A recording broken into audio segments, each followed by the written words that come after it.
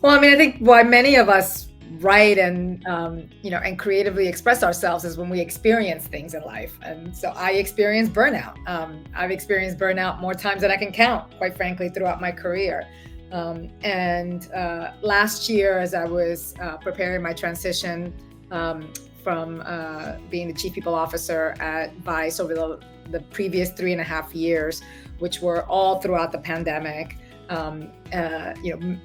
Dealing with not just a global health crisis, but an economic crisis, financial and operational crises within the organization, leading a global function, right? We were in over 20 countries. I had team members who, we did not share daylight savings times, daylight times with, forget daylight savings. We just didn't share daylight times. It was, and we were responsible for not just the talent processes and strategies of an organization at a time that we were just making things up, right? I was one of the first interviews in March of 2020 that were purely virtual. I was one of the first people that were onboarded purely virtually.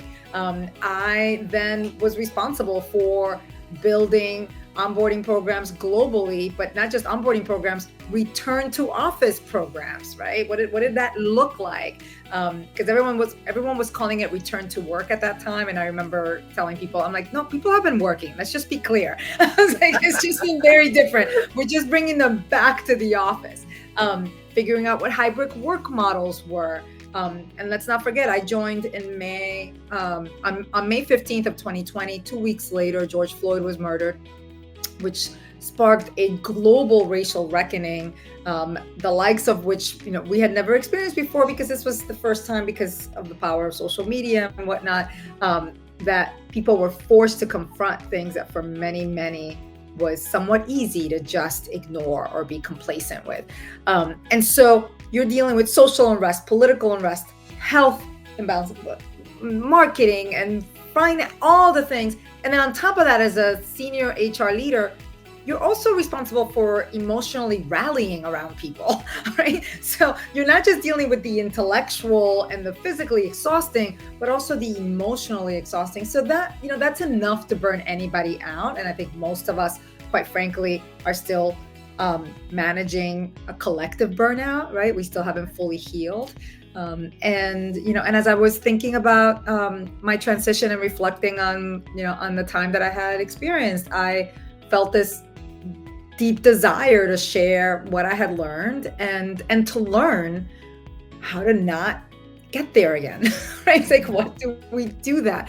And what's unique about my book, and you already named it, is that it is intended for managers, for people managers and leaders. And I use the term managers loosely because we tend to think of managers as just sort of like mid-level people who are just directing the tasks that the leaders tell them.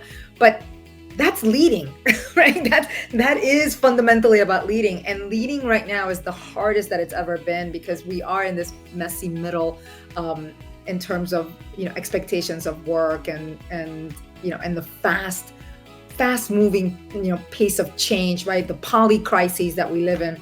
And so I just wanted to be able to provide some learnings from the experience of a Latina who had gone up the executive ranks in a lot of organizations.